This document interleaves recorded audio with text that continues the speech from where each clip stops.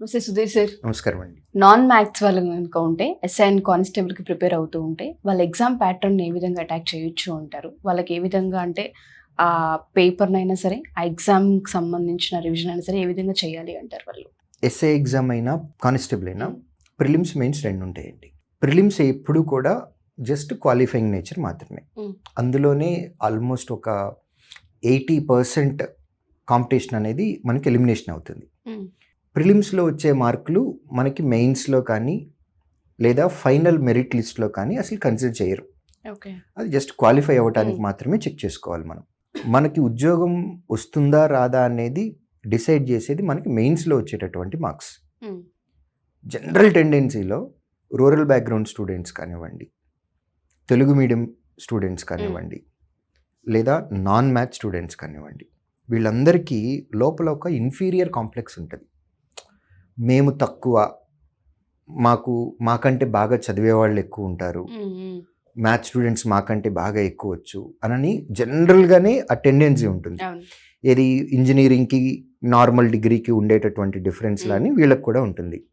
Fact ఏంటంటే మిగిలిన exams ఒకవైపు అండి, వాటి గురించి మాట్లాడద్దు. ఓన్లీ ఎస్ఐ కానిస్టేబుల్ గురించి మాట్లాడితే majority or equal percentage general science and general స్టడీస్కి ఉంది. జిఎస్ కానిస్టేబుల్ ఎగ్జామ్లో అయితే 62.5% అండి. అంటే 200 మార్కులకి వచ్చేటటువంటి పేపర్లో 125 మార్కులు కేవలం general studies, general science, science and technology and current affairs. ఇది మ్యాథ్స్ స్టూడెంట్కి రానటువంటిది. ఈ సబ్జెక్ట్స్ పైన గ్రిప్ ఉండదు. నాన్ మ్యాథ్స్ వాళ్ళకి దీని మీద గ్రిప్ ఉంది. ఇది 62.5% కానిస్టేబుల్ ఎగ్జామ్లో. ఇదే ఎస్ఐ మెయిన్స్ ఎగ్జామ్ చూసుకుంటే అందులో 4 పేపర్లు ఉంటాయండి. పేపర్ 1, 2, 3, 4. 1, 2 అనేవి ఇంగ్లీష్ లాంగ్వేజ్, తెలుగు లాంగ్వేజ్. ఇవి క్వాలిఫైయింగ్ నేచర్ మాత్రం. మెరిట్ లిస్ట్లోకి వచ్చేది పేపర్ 3 అండ్ పేపర్ 4. పేపర్ 3లో రీజనింగ్ అండ్ అర్థమెటిక్ ఉంటాయి, 200 marks. Paper 4 GS 200 marks. So SI మెయిన్స్లో చూసుకున్నా సరే జిఎస్ 50% ఉంది. ఎస్ఐ మెయిన్స్లో థర్డ్ పేపర్లో రీజనింగ్ అండ్ అర్థమెటిక్ కలిపి 200 మార్కులు. ఇక్కడ జిఎస్ ఒక్కటే 200 మార్కులు. అయితే పేపర్ 3 200 మార్కులో ఒక 50% వరకు, అంటే 100 మార్కుల వరకు రీజనింగ్ ఉంటుంది. రీజనింగ్ సబ్జెక్ట్ అనేది ఎవరికైనా సరే కేక్ వాక్. ఒక 80% మార్క్స్ ఈజీగా తెచ్చుకోవచ్చు. హార్డ్లీ డిఫరెన్స్ చూపిస్తే ఒక 20% చూపించగలరు. అది కూడా కొన్ని పర్టిక్యులర్ టాపిక్స్ మీద ఉంటుందండి. లైక్ పజిల్స్ అని కానీ, సీటింగ్ అరేంజ్మెంట్ కానీ, తర్వాత క్రిటికల్ రీజనింగ్ ఉంటుంది. వీటిల్లో ఎవరికైతే గ్రిప్ ఉంటుందో ఒకవేళ ఎక్కువ క్వశ్చన్స్ ఆ టాపిక్స్ మీద కనుక వచ్చినట్లయితే ఆ 20% డిఫరెన్షియేషన్ అయితే చూపించగలరు. బట్ ఎవరైనా సరే కామన్గా 80 క్వశ్చన్స్ 80 మార్క్స్ ఈజీగా తెచ్చుకోవచ్చు రీజనింగ్లో. మ్యాథ్స్ వాళ్ళకి ఎస్ఐ మెయిన్స్లో ఉన్న అడ్వాంటేజ్ 100 మార్కులకు వచ్చేటటువంటి అర్థమెటిక్, మ్యాథ్స్. అదే సైన్స్ స్టూడెంట్స్కి, సోషల్ స్టూడెంట్స్కి జిఎస్ పేపర్ మొత్తం ఉంది 200 మార్కులు. డబుల్ అవకాశం ఉంది ఇక్కడ వీళ్ళకి. యాక్చువల్గా మీకు ప్రీవియస్ స్టాటిస్టిక్స్ తీసుకున్నా సరే non maths students, that rural background ఉన్న వారికి మాత్రమే ఎక్కువ జాబులు వస్తున్నాయండి. అంటే బీటెక్స్కి కూడా ఎస్ఐ పోస్టులు కొన్ని వచ్చినాయి. బట్ కంపారిటివ్లీ నేను జనరలైజ్ చేసి కేటగిరీ వైజ్గా మనం పర్సంటేజ్ మాట్లాడితే rural background and non maths ఈ కాంబినేషన్ ఏదైతే ఉందో వీళ్ళకి ఎక్కువ జాబ్స్ ఎస్ఐ కానిస్టేబుల్స్లో ప్రీవియస్ నోటిఫికేషన్స్లో వచ్చాయి. రీజన్స్ ఉన్నాయండి వీటికి కూడా. సైంటిఫిక్ రీజన్సే మాట్లాడదాం. ఒకటి జిఎస్ వెయిటేజ్ ఎక్కువ ఉంది, వాళ్ళకి అందులో యాడెడ్ అడ్వాంటేజ్. దానికి తోడు రీజనింగ్ యాడ్ అవుతుంది, అది కూడా యాడెడ్ అడ్వాంటేజ్. రీజనింగ్లో ఎక్కువ డిఫరెన్షియేషన్ ఎవరు చూపించలేరు. నెక్స్ట్ అర్థమెటిక్ ఉంది, ప్యూర్ మ్యాథ్స్ కూడా ఉంటుంది. ప్యూర్ మ్యాథ్స్ కొంచెం పక్కన పెడదాం, అంటే కాంబినేషన్ కూడా తక్కువే ఉంటుంది దానికి. అర్థమెటిక్ అనేది ఇంతకుముందు మీరు తెలుగు మీడియమా, ఇంగ్లీష్ మీడియమా, మ్యాథ్సా, నాన్ మ్యాథ్సా ఇవన్నీ పక్కన పెట్టండి. 10th క్లాస్ వరకు అయితే చదివాం కదా అందరం. అర్థమెటిక్ అంటే 8th, 9th, 10thలో ఉండేటటువంటి business maths. So non maths students కూడా అది చదివారు. అది చదివే 10th క్లాస్ పాస్ అయ్యారు. ఫస్ట్ క్లాస్ 70%, 80%, 90%లో వచ్చినాయి. కాంపిటేటివ్ ఎగ్జామ్కి వచ్చేటప్పటికి 99% ఉన్న వాళ్ళకి గ్యారంటీగా జాబ్ వస్తుంది, 60% ఉన్న వాళ్ళకి అవకాశాలు తక్కువ అని చెప్పడానికి లేనే లేదు. పర్సంటేజెస్ అసలు సంబంధమే లేదు అసలు. మీరు ఏ మీడియంలో చదివారు అనేది కూడా సంబంధం లేదు.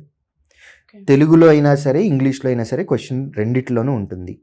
మీరు ఏ భాషలో అయినా సరే ఇచ్చిన ఇన్ఫర్మేషన్ చదివి తొందరగా అర్థం చేసుకొని క్వశ్చన్ తొందరగా సాల్వ్ చేయగలిగితే చాలు, మీరే ముందుంటారు. ఈ సందర్భంలో ఒక కొటేషన్ ఒకటి చెప్తానండి.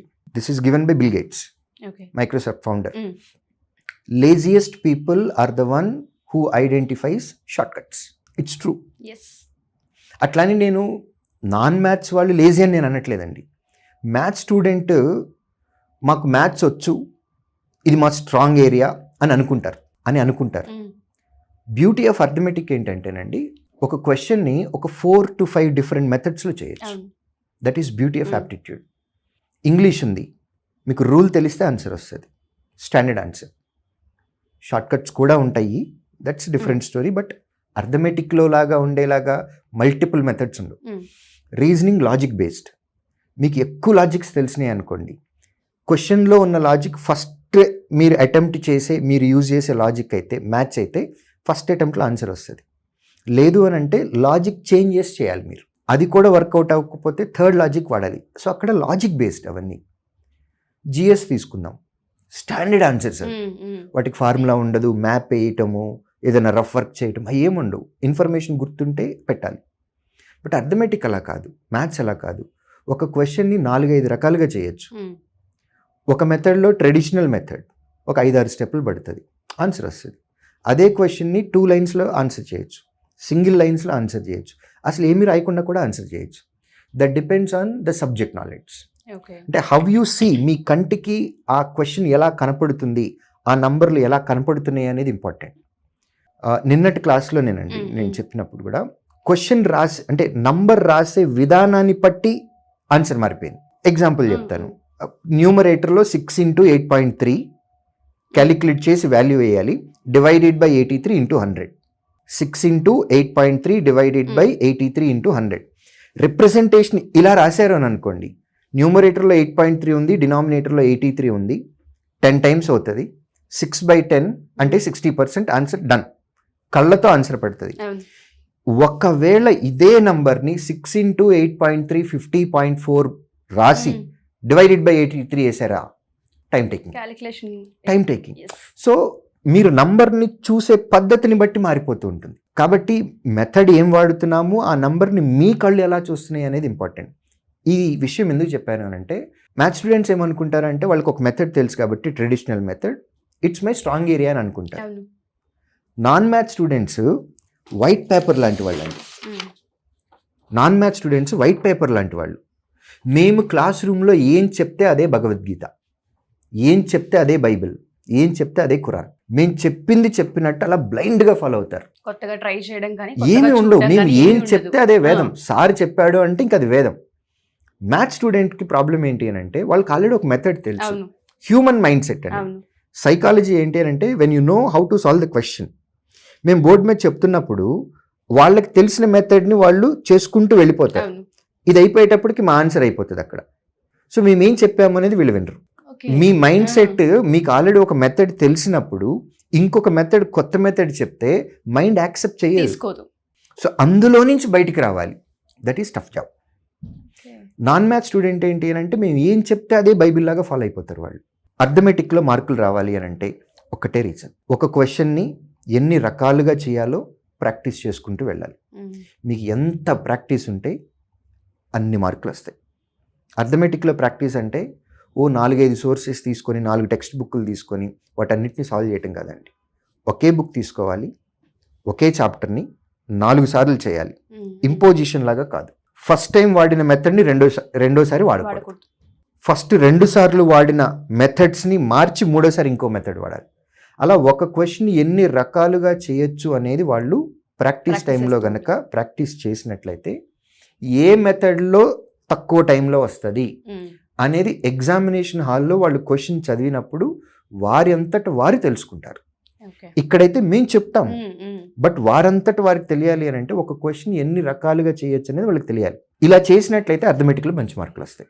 కాబట్టి నాన్ మ్యాథ్స్ స్టూడెంట్స్ అయినా సరే ఈ అర్థమెటిక్ అనే కాన్సెప్ట్స్ని 8th, 9th, 10th వాళ్ళు ఆల్రెడీ చదివేసే ఉన్నారు. అదేం కొత్తది కాదు, ఇప్పుడు మళ్ళీ స్టార్ట్ చేయాలి. ఎవరైతే ఇప్పుడు ప్రిపరేషన్లో ఉన్నారో అర్థమెటిక్ అనేది ఫ్రెష్గా మనం నేర్చుకుంటున్నాము అని కాకుండా దాని మీద భయం లేకుండా మనం నేర్చుకున్న దాన్నే మళ్ళీ రివిజన్ చేసుకుంటున్నాము. ఇప్పుడు నేర్చుకునేటప్పుడు బాగా నేర్చుకోవాలి. ఆన్సర్ రావటం ఇంపార్టెంట్ కాదు, ఎంత తక్కువ టైంలో ఏ మెథడ్లో చేస్తే ఆన్సర్ తక్కువ వస్తుంది. టైంలో వస్తుందో అది అబ్జర్వ్ చేసి దాన్ని కనుక ప్రాక్టీస్ చేసినట్లయితే arithmetic is cake walk okay. For non maths students also. ఇది తీసి పక్కన పెట్టినా సరే జిఎస్కే ఎక్కువ వెయిటేజ్ ఉంది, ఎస్ఐ పేపర్లో ఈక్వల్ వెయిటేజ్ ఉంది. అండ్ రీజనింగ్ కలిపినట్లయితే కనుక 75% ఎస్ఐలో చేయొచ్చు, 75% క్లోజ్ టు 75% కానిస్టేబుల్లో కూడా చేయొచ్చు. కాబట్టి నన్ను అడిగినట్లయితే కనుక పర్సనల్గా పాస్ట్ రికార్డ్ కానివ్వండి, ఇప్పుడున్న మార్క్స్ వెయిటేజ్ కానివ్వండి, constable or SI exam is in favour of non maths students. Super sir, and thanks for the clarity.